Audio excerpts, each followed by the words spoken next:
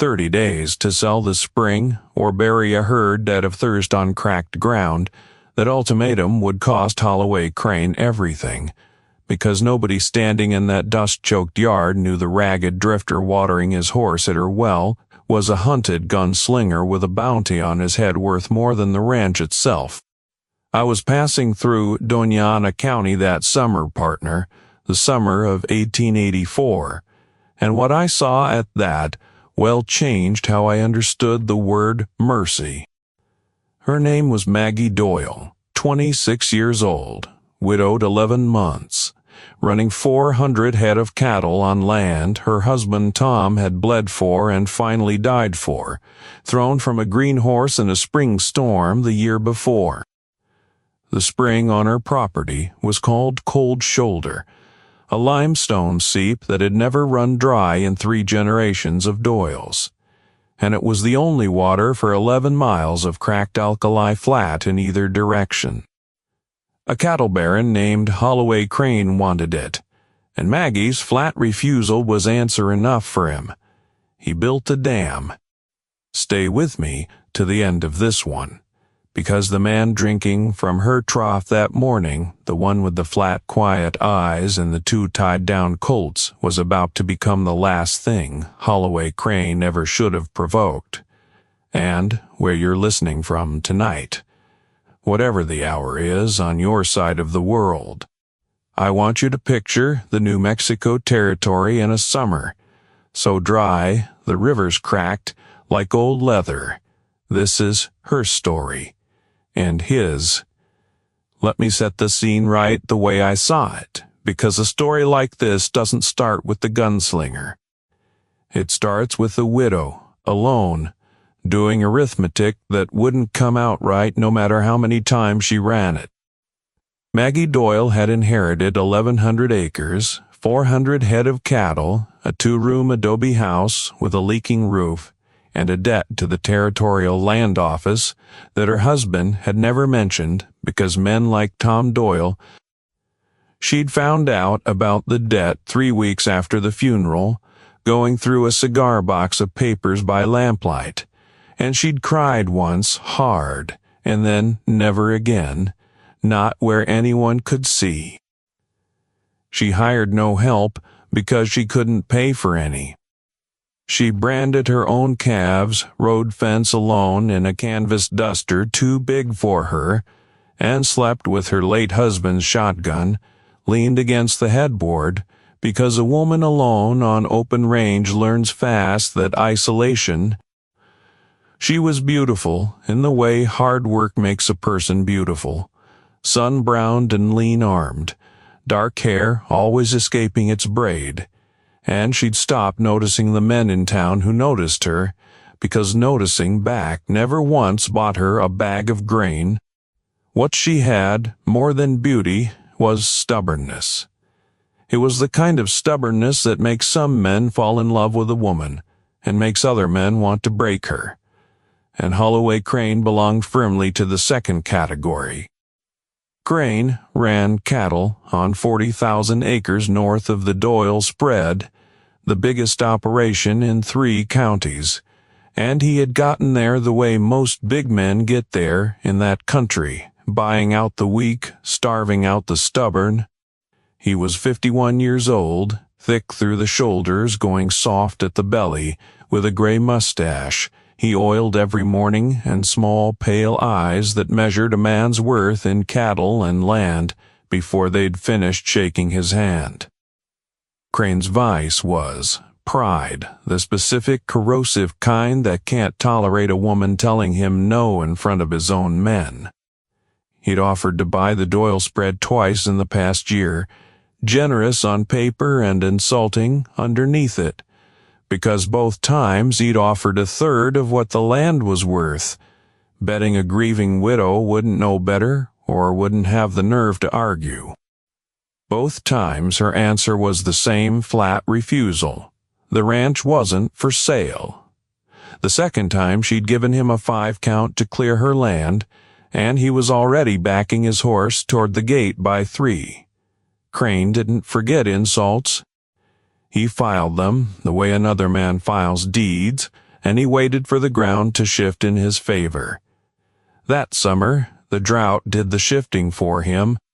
No rain since March, creeks turned to cracked mud ribbons, and every rancher in the county watching the sky and praying to a God who wasn't answering. Crane had 7,000 head and water rights on paper that covered most of his own range. But paper water and real water are different animals in a dry year, and his northern tanks had gone to dust by June. Cold Shoulder Spring, sitting square in the middle of Maggie Doyle's 1,100 acres, was the last dependable water for miles, fed by some deep vein of limestone that the drought hadn't touched. Crane needed it. More than that, Crane wanted the satisfaction of finally taking something Maggie Doyle had refused to give him. So he sent his foreman and 2 riders up into the rocks above her property with picks and dynamite and orders to dam the spring's outflow, diverting what water still ran into a stock tank on Crane land, and to foul what little pooled on her side with dead cattle and lie so nothing living would touch it. It took them 4 days. Maggie found out on the 5th morning, when her cattle started bawling at a well, gone to a trickle of brown sludge, and she rode up into the rocks herself and stood there staring at raw dynamited stone where clear water used to run, and understood in her chest before her mind had caught up that Holloway Crane meant to kill her herd slow. 9 and full view of the whole county, and call it an act of nature. The message came 2 days after that, carried by Crane's land agent, a narrow, soft-spoken man named Ezra Vane, who wore a black coat too warm for the season and smiled with only the bottom half of his face. Vane's vice was a particular cowardly cunning, the kind that never got its own hands dirty and always had a paper ready to make the dirty thing look legal. He rode up to Maggie's porch with a folded document and a fountain pen, and he informed her, pleasant as a man discussing the weather, that Mr. Crane understood the spring situation was regrettable, that droughts were simply an act of providence, and that Mr. Crane was prepared, out of neighborly generosity, to purchase the Doyle spread for $800, provided the sale closed within 30 days. Maggie wanted to know plainly what became of the cattle if she refused. Vane's smile didn't move. The herd, he allowed, would likely perish of thirst before the month was out, given conditions, and land without cattle or water, sold for considerably less than $800, so she might want to consider the offer a kindness while it stood. Then he set the paper on her porch rail, weighted it with a stone so the wind wouldn't take it, and rode off without waiting for an answer, because he already knew what the drought would do to get him one. Maggie burned that paper in her cook stove that night, promising herself she'd find another way, but doing the honest math left her very little room to maneuver. 400 head, 11 miles from the nearest water she didn't own or couldn't afford to haul, and a bank in Las Cruces that had already declined to lend against land, under dispute. She thought about driving the herd to graze on the Whitcomb place 2 ranches over, but Old Man Whitcomb had his own drought to worry about and no charity left to spare. She thought about hauling water in barrels from town, and worked out that it would take 40 trips a day with the 1 wagon she owned to keep 400 head alive, an arithmetic that broke down inside an hour of trying. She was down to praying, which she did, kneeling by the bed at night, not for rain exactly, but for something, anything, to walk onto her land and change the numbers. She didn't expect her prayer to arrive on foot, leading a spent buckskin gelding, wearing trail dust thick enough to write your name in 3 days later at first light. Silas came down out of the Oregon mountains on a morning so hot the air over the flats shimmered like water that wasn't there. And he came the way men come when they're being careful about being followed, off the main road, keeping to draws and low ground, checking his back trail more than a man with nothing to hide ever needs to. He was 32, though the years on the run had put some extra weight of care into his face. Dark-haired, under a hat gone the color of the land itself, with a build honed, lean by hard travel, and eyes that took in a room a yard of tree line before they settled on anything as small as a person's face. 2 Colts rode low on his hips, tied down, the leather worn soft from use in a way that told its own quiet story. He'd smelled water before he saw it, that mineral green smell a spring gives off even half-choked, and he'd followed it to the fence line of the Doyle place where Maggie found him an hour later, leaning against her corral rail with his hat off, splashing water from her one good trough onto his face and neck, careful, she noticed, to leave most of it for the horse. She came around the barn with the shotgun already up, because a strange man drinking from her well with the whole valley gone thirsty and mean was not a coincidence she trusted, and her voice, when it came, was flat and plain. State his business or get moving. He straightened, slow, hands well away from his hips. His name, he offered, was Silas. He meant no trouble, and he'd pay for the water and work if she had any to spare, or ride on if she didn't want him there. Something in the stillness of him, the deliberate slowness of a man who understood exactly what a leveled shotgun could do and respected it, made her lower the barrel an inch. She looked him over, the state of his boots, the thinness under his shirt, the way his eyes kept drifting to the tree line behind her, like he expected trouble to come out of it any minute, and she made a decision that surprised her more than it surprised him. There was a rain barrel around back with clean water in it, she allowed. The trough was fouled and not fit for drinking, and if he wanted, there was a day's work mending fence for a meal and a place in the barn loft. It wasn't charity exactly. It was the last clean water on the ranch, and she was giving a stranger a share of it while her own cattle went dry, because something about the hollowed-out look of him spoke louder than her pride's urge to turn him away. He worked that fence line like a man who'd rather be tired than idle, and by evening he'd mended 200 yards of wire, and asked almost nothing about her business, which she appreciated more than she let on.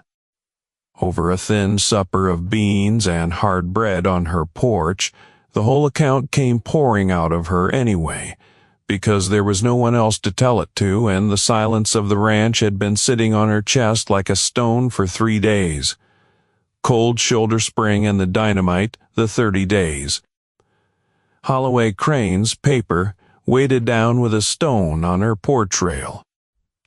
Silas listened without much expression, but she saw his jaw tighten when she described the fouled trough, saw something go cold and still behind his eyes when she said the word dynamite.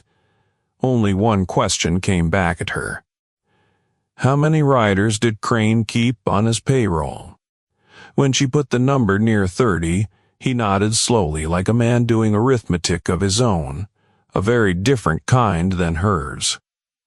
30 riders and 1 dam didn't sound like an act of nature to him.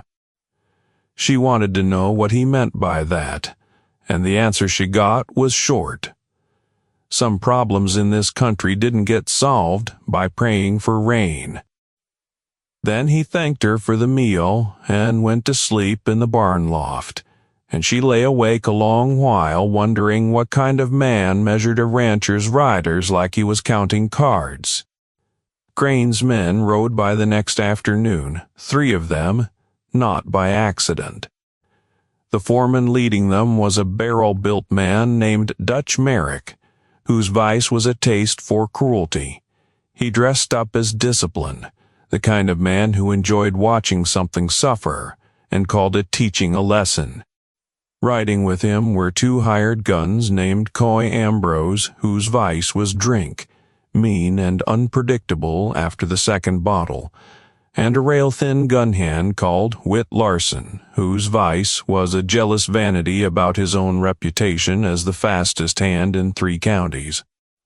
The 3 of them rode up slow to Maggie's fence line where Silas was working, and Dutch Merrick leaned on his saddle horn loud enough to carry, wondering aloud whether the Widow Doyle was taking in strays now. On account of the mangy one mending her wire looked like he hadn't eaten a square meal since Christmas. Silas didn't stop working. He set another wire staple with 3 even hammer strokes, not looking up, just passing through, helping where help was needed, and Mr. Merrick was welcome to ride on and let a man finish his work in peace. Something in the flatness of that answer, the complete absence of fear in a man who by all appearances had nothing, needled Dutch Merrick in a way he didn't enjoy. A man passing through, he growled, ought to know whose water he was drinking on. Cold Shoulder Spring belonged to Mr. Baugh. Crane, in every way that mattered, even if the deed claimed otherwise for now. And strangers, sniffing around a property under dispute, had a way of turning up missing in this country. It was meant as a threat, plain as daylight, and Maggie, coming out onto the porch at the sound of raised voices, felt her stomach drop at the casual menace of it. Silas straightened, then finally, and looked at the 3 riders with an attention that made even Whit Larson shift in his saddle. His voice stayed quiet. He'd heard threats before from men with better odds than 3 against 1, and he'd still be standing there in the morning. Mr. Merrick was welcome to test that if the itch got too bad to ignore. Coy Ambrose, 3 fingers into a flask he kept in his vest, laughed too loud and reached for the pistol on his hip, more bravado than intent, and Silas moved. Nobody in that yard saw exactly how it happened.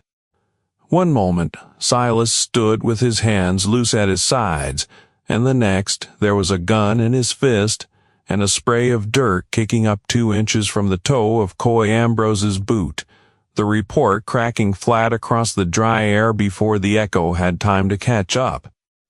Ambrose froze with his own pistol, half-drawn hand suddenly unsteady, and Dutch Merrick's horse sidestepped hard at the noise. Silas held the smoking Colt loose and easy, not aimed at anyone now, just held, a demonstration rather than an attack.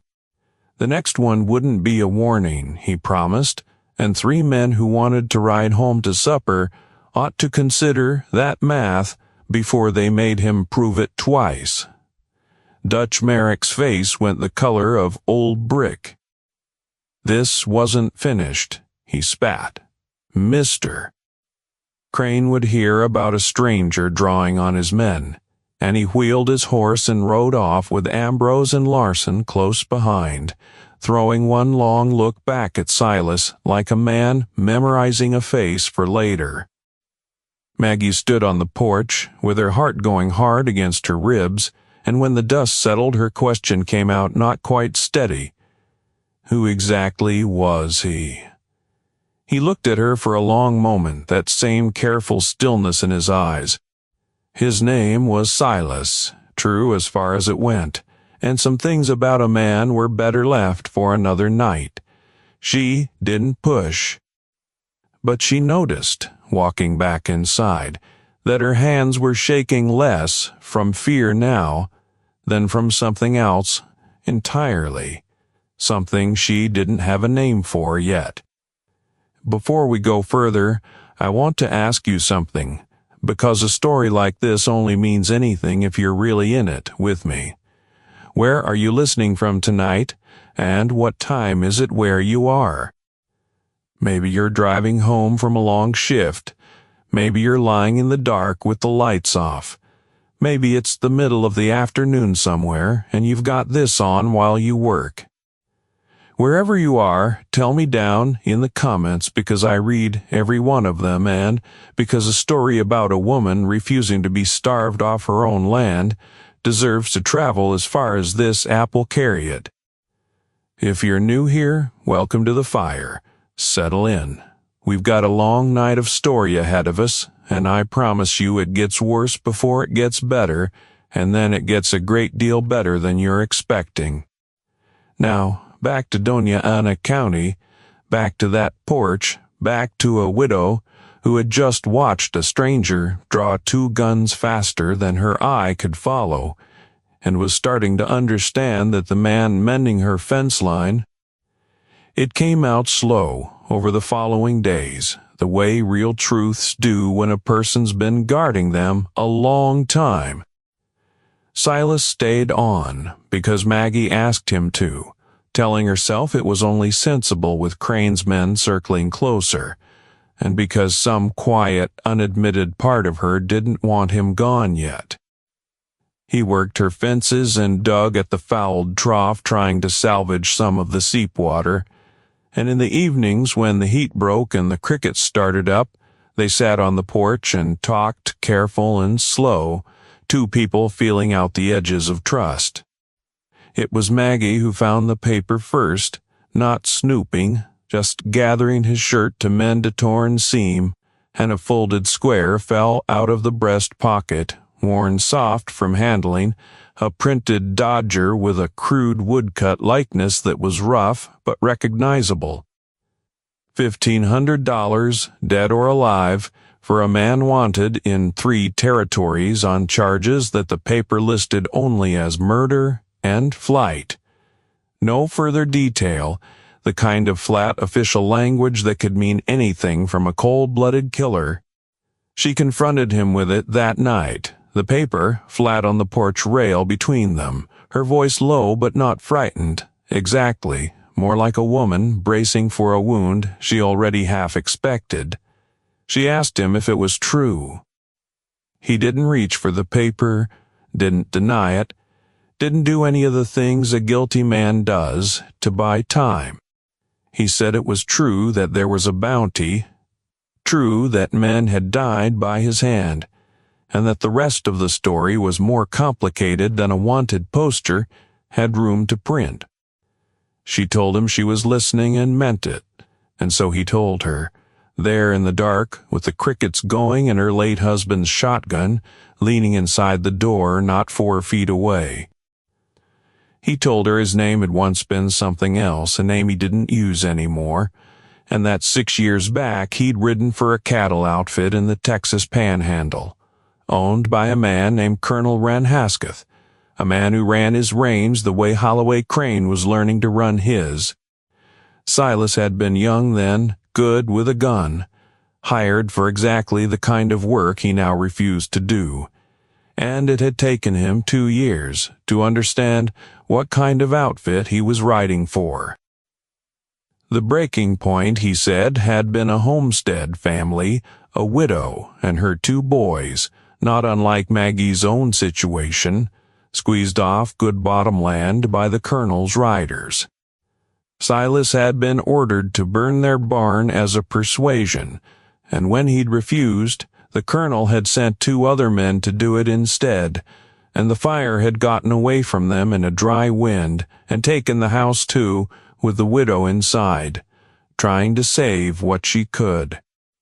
Silas had ridden in during the burning, too late to save her, in time only to kill the 2 men who'd started the fire, both of them Hasketh riders, both of them, in the eyes of Texas law, murdered by a hired gun settling some private grudge, because the Colonel had friends in the courthouse and money enough to make sure the official story left out the burning barn and the dead widow entirely. Silas had run because staying meant hanging for the one decent thing he'd done in 2 years of indecent work, and he'd been running since. Territory to territory, never staying anywhere long enough to be found, never getting close enough to anyone to put them at risk when the bounty men eventually caught his trail, because they always eventually did. Maggie sat with that a long while before she spoke. She asked him why he'd stopped at her well that morning instead of riding wide around a ranch with trouble written all over it the way a careful hunted man should have. He said he'd smelled water and hadn't eaten in 2 days and honestly hadn't the strength left to be careful, and that when he'd seen a woman running a ranch alone with fear behind her eyes that she was working very hard to hide, something in him that he'd thought Texas burned out of him 6 years back had refused to just keep walking. She told him then that she believed him about the widow, about the fire, about the 2 men he'd killed for a reason that wasn't murder, no matter what the paper said. And she watched something loosen in his shoulders that had probably been locked tight since that burning barn. He told her quiet that she should be careful trusting a wanted man. The trouble followed him the way it was clearly already following her, and that the smart thing, the safe thing, was to let him move on before Crane's men. Maggie looked at him a long moment in the dark and said that 30 days from now, she'd either have her spring back or she wouldn't have a ranch at all, and that she'd rather face this with a man who'd killed to save a widow than face it alone. He didn't argue further. Something had been decided between them that neither one said aloud. What followed was training, plain and unglamorous, the kind of work that never makes it into the songs men sing about gunfighters. Maggie owned her husband's old shotgun and a battered Winchester she barely knew how to load, and Silas set about teaching her both, patient in a way that surprised her, given the speed she'd seen him draw against Crane's men. He didn't teach her to be fast. He told her flat out that fast got people killed who hadn't earned it yet, and that what she needed instead was steady and calm, and the kind of aim that came from repetition rather than instinct. They spent mornings at a fence post, 200 yards out, him correcting her stance, her breathing, the set of her shoulders, until the tin cans lined along the rail fell in a rhythm that stopped surprising her. He taught her to read a man's stance for the tell that came half a second before a draw, the shift of weight, the flex of the hand, small things that meant the difference between reacting and being too late. She was a quick study, sharper than he'd expected, and there were mornings he caught himself watching her work the lever action with a kind of pride that had nothing to do with the coming fight and everything to do with simply watching her become someone. They worked on the spring, too, in whatever hours the shooting practice left them, hauling brush and loose stone up into the rocks to see what could be salvaged of the flow without the dynamite work required to properly reopen it. It was slow, frustrating labor, and twice Silas rode the ridgeline above the dam site at night, alone, studying the way Crane's men had piled the blast rubble, working out in his head how a man might undo 4 days of dynamite work with hand tools and patience rather than more explosives that would only draw Crane's riders down on them faster. He was careful never to be seen up there moving the way a hunted man moves, low and quiet and always watching his back trail, and it was on the second of those nights that he confirmed what he'd already suspected. that Crane kept 2 riders posted near the dam after dark, meaning Crane knew, or at least feared, that someone might try exactly what Silas was planning. Word of the standoff at Maggie's fence line had reached Holloway Crane within the hour, carried by a furious Dutch Merrick, and Crane's reaction was not the reasonable retreat a smarter man might have chosen. His pride, wounded twice now by the same stubborn widow and freshly insulted by some drifter drawing on his foreman, hardened into something meaner.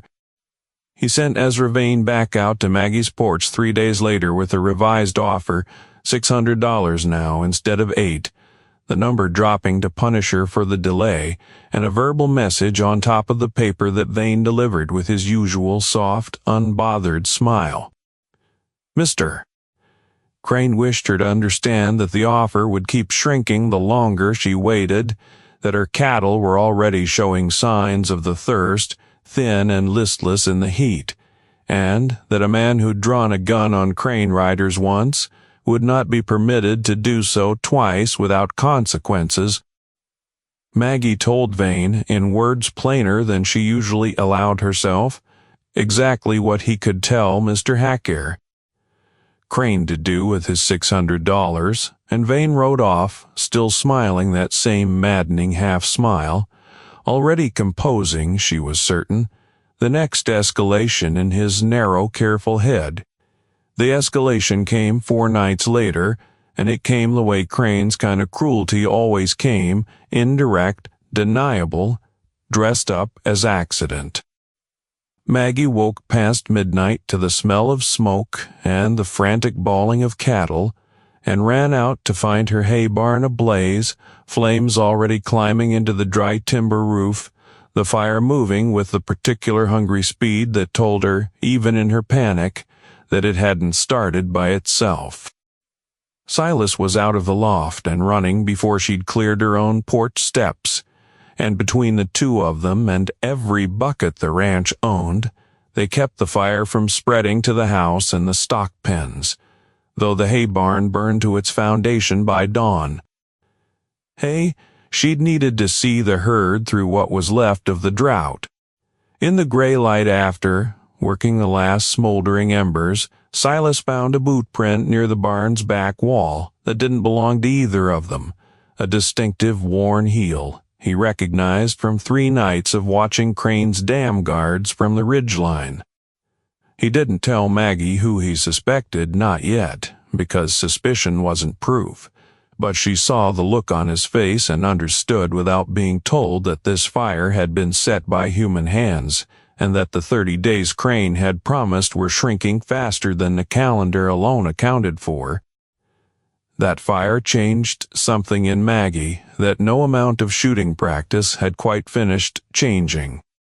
She stood in the ashes of her barn at sunrise, soot-streaked and furious in a way grief had never quite let her be, and she told Silas flat and certain that she was done being patient, done hoping Crane would tire of tormenting her, done waiting for the territorial law in Las Cruces to notice a widow's ruin was anything more than bad luck and bad weather. She wanted her spring back properly, and she wanted Holloway Crane to answer for the dam and the fouled water, and now the fire, in front of witnesses who couldn't be paid or frightened into looking the other way. Silas told her that was exactly the kind of thinking that got people killed if it wasn't planned carefully, and then, seeing the set of her jaw, allowed that it was also exactly the kind of thinking that occasionally worked, provided the planning was good enough to survive contact with Dutch Merrick's temper and Crane's pride both at once. They spent that day, exhausted as they were, not resting but planning, spreading a hand-drawn map of the property across the kitchen table and working out point by point how a rancher and a hunted gunslinger might turn 30 days of siege back on the man who'd started it. The plan had 3 parts, and the first was patience of a different kind than waiting, the patience of preparation. Silas rode into the town of Tierra Blanca under cover of buying supplies, careful to keep his hat low and his face turned from anyone who might recognize a wanted man's likeness from a dodger nailed to some sheriff's wall. He found the county land recorder, a tired, honest, older man named Otis Fell, who'd watched Crane push out 3 other small ranchers over the years and clearly hated every minute of documenting it.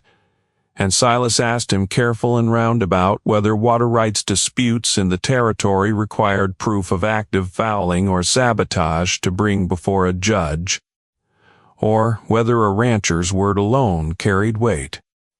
Fell told him, lowering his voice, that a judge would need to see the dam itself and preferably a witness who wasn't the aggrieved party, and that if such evidence existed, Judge Amos Pruitt held circuit court in Tierra Blanca on the second Tuesday of every month, which happened to fall 11 days from that afternoon. Silas thanked him and laughed without giving his name, and rode back to the ranch with the beginning of a second plan taking shape behind his careful eyes, one that didn't rely only on guns. The second part of the plan was the dam itself, and this was where Silas's professional care showed plainest. He refused to rush it. Twice more he scouted the dam site at night, mapping the guard rotation Crane kept posted there, noting that the two riders swapped shifts at midnight and dawn and grew careless in the hour before each change, tired men waiting to be relieved. He and Maggie worked out a night when the moon would be thin, and they spent 2 full days beforehand rigging what Silas called persuasion rather than violence, snares of rope and deadfall logged along the approach trail that wouldn't kill a man, a scattering of loose shale at the guard posts that would betray careless footing, a picket line of Maggie's own gentlest horses, staked where their spooking would raise an alarm without anyone needing to fire a shot. Silas was firm on that point, firmer than Maggie expected. He told her plain that the goal wasn't to kill Crane's hired men, boys, mostly, paid to do a job and not owners of the cruelty behind it, but to break the dam, gather proof, and get Judge Pruitt's circuit court to do the rest of the work that guns alone couldn't finish cleanly. The third part was the hardest for Maggie to hear because it meant Silas riding into Tierra Blanca in daylight, wanted poster and all, to fetch Judge Pruitt's deputy and a witness willing to ride back out and see the dam with their own eyes before Crane's men could rebuild or hide it. It was a risk that could end with Silas recognized, arrested, or shot on sight by some bounty hunter who happened to be passing through, and she told him so plainly, standing too close to him in the lamplight of her kitchen, with her hands twisted in her apron. He told her he knew the risk better than she did, having carried it 6 years, and that some things, watching a decent woman lose her land the same way that Texas widow had lost her life, were worth the risk finally landing on him instead of some other innocent person down the line. There was a long, quiet moment between them, then charged with something neither one gave a name to, and Maggie only nodded, because she understood, watching his face, that arguing wouldn't move him, and because some stubborn, honest part of her respected a man who'd finally found something he judged worth more than his own safety. The night they moved on, the dam came 11 days after the barn fire, moonlight thin as Silas had wanted, the whole valley holding its breath under a sky gone hard and starry with the drought. Maggie rode with him part way against his initial objection until he saw the set of her jaw and understood arguing with her was no more productive than her arguing with him had been, and they left her horse picketed a half-mile out while they climbed the last stretch on foot. The 2 guards posted at the dam that night were young riders, more bored than dangerous, and the snares did exactly what Silas had built them to do.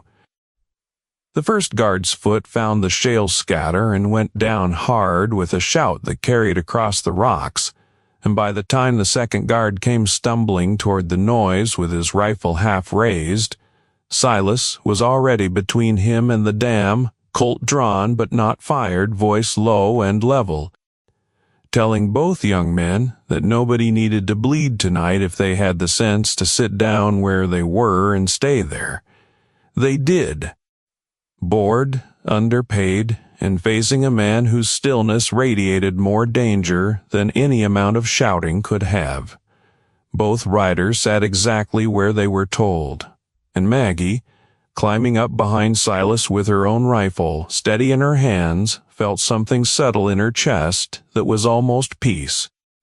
Breaking the dam took the rest of the night, hard physical work with pick and bar, prying loose the rubble cranes men had packed against the spring's natural channel, and somewhere in the small hours the water broke through with a sound Maggie would remember the rest of her life. A low grinding rush, and then a clean, bright rustle as Cold Shoulder Spring found its old path again, running down toward her fouled trough and beyond it toward the flats where her cattle stood waiting. She stood in the dark, with water soaking her boots, and cried for the first time since the night she'd found Tom's debt papers in a cigar box, and this time she didn't try to stop herself. Silas stood beside her, letting her have the moment, and when she finally looked over at him, he was watching the water too, something unguarded on his face that she hadn't seen before, not the flat, careful stillness of a hunted man. A long time before Texas and a burning barn had changed the shape of him. They rode back before dawn with the 2 captured guards, who Silas released a mile from the ranch with a warning rather than a rope, on the theory. He told Maggie that frightened boys who'd seen mercy talked more useful truth in a courtroom than angry ones nursing a grudge. Ward reached Holloway Crane by mid-morning that his dam had been broken, and 2 of his men had spent the night sitting on rocks at gunpoint, and the fury that news produced in him was not the calculated fury of a careful man. He rode for the Doyle place himself that afternoon with Dutch Merrick, Coy Ambrose, and Whit Larson at his back, and 8 more riders besides a small army compared to 2 people in a fence line, and he came not to negotiate but to finish the thing outright. Land office paperwork be damned. Because Crane had stopped thinking about paper the moment he'd heard about the dam. What he didn't know, riding down into that yard with 11 armed men behind him, was that Silas had already ridden for Tierra Blanca that morning, before Crane's fury had even reached him, carrying word to Judge Pruitt's deputy and to Otis Fell, the land recorder, drawn by an account of a fouled spring and a burned barn that even a cautious county official couldn't quite ignore. Crane's riders fanned out around the house at dusk, and Maggie stood on her porch alone, Silas having ridden for town hours before, with the plan that he'd be back well within the day, though the day was fast running out and no dust plume. Crane himself dismounted slow and deliberate, cane in hand, though he didn't need it, a prop of authority more than support, and he told Maggie, loud enough for his men and for her to both hear plainly, that her drifter's little stunt at the dam had cost her whatever patience he had left. By the deed if she'd sign it, or by simple occupation if she wouldn't, and that a woman alone with no gunman standing behind her anymore had exactly no leverage left to argue the point. Maggie's hand rested near the rifle propped just inside her door, close enough to reach.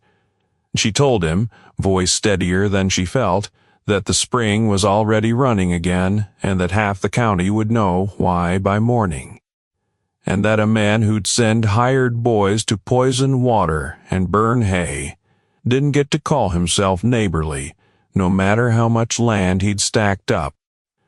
Crane's face darkened, and he took one step toward the porch, cane raised half in gesture and half in threat, and it was in that moment, with the light going long and red across the yard, that the dust plume Maggie had been watching for. It was not at first look the rescue Crane expected, and it took him a long, confused moment to understand what he was seeing. Silas rode in the lead, yes, but beside him rode Judge Amos Pruitt's deputy, a broad, unhurried man named Sheriff's Deputy Wardell Cobb, wearing a territorial badge that carried weight even out here in disputed country. Drawed breathe the 2 young dam guards Silas had released with a warning the night before, who had, it turned out, ridden straight to Deputy Cobb themselves that morning to swear out a statement about a dam, a fouling, and a foreman named Dutch Merrick. Crane's fury curdled fast into something closer to panic as the riders reined up in the yard, because a proud man's plans rarely survive contact with an actual lawman standing in the middle of them.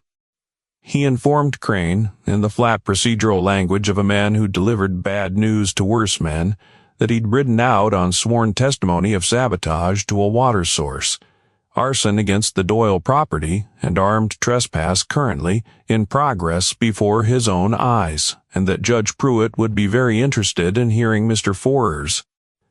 Crane's account of all three at Circuit Court in 3 days' time, along with the account of his foreman, whom the two young riders had already named as the man who'd ordered the barn burned. Ezra Vane, who'd ridden in the back of Crane's party, hoping, as always, to remain unnoticed, made the mistake of trying to slip his horse quietly toward the tree line at the mention of court, and Otis Fell, of all people, called out that Vane's own signature was on the coercive land offer sitting in Fell's satchel that very moment, filed as evidence of extortion under color of a legitimate sale, a filing Fell had apparently been building the paperwork for since the second time Crane had lowballed the widow. Vane's careful, cowardly cunning had finally run out of paper to hide behind, and he stopped his horse mid-flight, shoulders sagging with the particular defeat of a small man caught small. Dutch Merrick, cornered and never a subtle thinker, even at the best of times, went for his gun rather than his dignity, a decision his vice for cruelty had never taught him to weigh against real consequence. He was fast, but not fast in the way that mattered against a man who'd survived 6 years of being hunted by faster men than Merrick would ever be. Silas's shot took the pistol clean out of Merrick's hand before the barrel had cleared leather, the bullet striking steel rather than flesh, and Merrick howled and clutched a stinging, bloodless hand. Coy Ambrose, 3 fingers deep into a flask even at that hour, made the same mistake Merrick had, drink loosening a courage that sober judgment would have kept in check, and Silas put a second shot through the crown of Ambrose's hat, close enough to feel, and Ambrose sat frozen in his saddle, with both hands raised so fast, his hat nearly followed the bullet off his head. Whit Larson, watching both of his companions humbled inside 4 seconds by a man he'd been itching all summer to test himself against, found that his vanity about being fastest hand in 3 counties had quietly evaporated. It was Holloway Crane himself, in the end, who forced the last and worst of it, because pride, pushed all the way to the wall, doesn't retreat, it lashes out. Seeing his foreman disarmed and his hired guns cowed and his land agent named as an extortionist in front of a territorial deputy, Crane's carefully built authority collapsed into raw fury, and he drew the pistol he kept hidden inside his coat, not aiming at Silas, who had just watched humble 2 of his best men in the space of a breath, but swinging instead toward Maggie on the porch, toward the widow whose stubborn refusal had cost him this humiliation in front of his own riders. It was the coward's target, the safe one. He judged wrong. Maggie had the rifle from just inside her door in her hands before Crane's pistol had fully cleared his coat. The months of patient practice at that fence post, 200 yards out, collapsing into a single instant of steady, calm aim, exactly the way Silas had taught her. No fear left in her hands at all. She fired once. The shot took Crane high in the shoulder, spinning him hard off his feet and dropping the pistol from fingers gone suddenly numb, and he hit the dry ground of his own ambition, with a cry more of shock than pain, because in all his 51 years of buying and burying and bullying his way across 3 counties, It had apparently never once occurred to Holloway Crane that the widow herself might be the one to finally stop him. The silence after that shot stretched long across the yard, broken only by Crane's ragged breathing and the distant bawl of cattle finally drinking their fill at a spring running clean again for the first time in 11 days. Deputy Cobb moved first, dismounting to see to Crane's wound, which was painful and bloody but far from fatal. A clean shoulder shot from a woman who'd been taught to aim for exactly that kind of ending.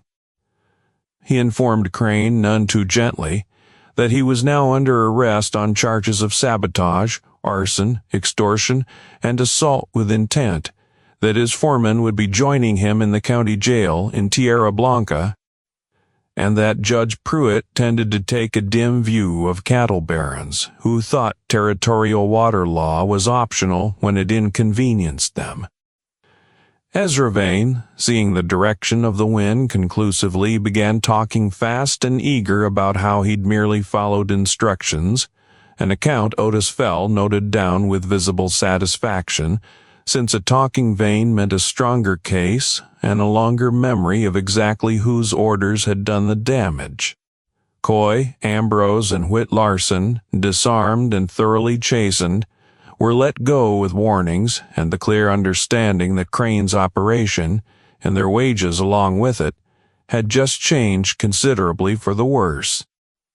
Maggie stood on her porch with the rifle still warm in her hands, watching Holloway Crane, loaded, cursing and bleeding, onto a wagon for the ride to town, and she felt none of the satisfaction she might have expected from a moment she'd half dreamed of since the day he'd first lowballed her land. What she felt instead was a kind of exhausted clarity, the specific relief of a burden finally, actually lifted rather than merely postponed. Silas came up onto the porch steps beside her as the wagon pulled away, holstering his own Colt, slow, and, he told her, quiet, that she'd done exactly right, steady, and calm just like they'd practiced, and that Crane would carry that shoulder wound the rest of his days as a permanent physical reminder of the morning he'd mistaken a widow for an easy target. Maggie looked at the rifle in her own hands like she was seeing it for the first time, and said that 11 months ago she wouldn't have believed she was capable of that shot. And Silas told her that 11 months ago she hadn't needed to be, and that the woman standing on this porch now had simply become who the year had required her to become. It wasn't a compliment exactly, it was truer than that. The days that followed carried their own quieter reckoning. Judge Pruitt's circuit court meeting that second Tuesday as scheduled heard testimony from Deputy Cobb, from Otis Fell's carefully filed papers, from the 2 young dam guards, and from a thoroughly cooperative Ezra Vane, and the resulting judgment stripped Crane of any claim to Cold Shoulder Spring, fined him heavily for the sabotage and the arson both, and left Dutch Merrick facing a longer sentence for the barn fire that had come within a hair of burning Maggie and Silas alive along with 4 months of hay. It came out, too, in the course of the hearing that the territorial land debt Maggie had inherited from Tom had been quietly bought up months earlier by a Crane-affiliated bank, hoping to squeeze her from 2 directions at once. A scheme the judgment unwound entirely, leaving Maggie's ranch for the first time since her husband's death, genuinely and fully her own. She sat through every session of that hearing in her one good dress, back straight, answering every question the judge put to her plainly and without flinching, and by the time the gavel came down on the final ruling, half of Tierra Blanca had heard the whole story. Silas did not sit in that courtroom. He couldn't, not with a $1,500 bounty still following him through 3 territories, and he'd known from the start that his part in this story had to end before any official record of it named him clearly enough for a bounty hunter to follow the trail home to Maggie's door. He stayed through the circuit court days at a line shack on the far edge of the property, out of sight, and it was there, the evening after the judgment came down, that Maggie rode out to find him, the spring running clear behind her all the way down to a herd finally, fully watered. She found him sitting outside the shack watching the sunset burn orange and gold over land that was, now, unquestionably hers, and she sat down beside him without being asked, the way she'd have done for no other living soul. They didn't talk long that evening because there wasn't a great deal left that needed saying out loud. Maggie told him the ranch was safe now, the debt unwound, Crane facing real consequence, and that none of it would have happened without him standing at her well that first thirsty morning instead of riding on past.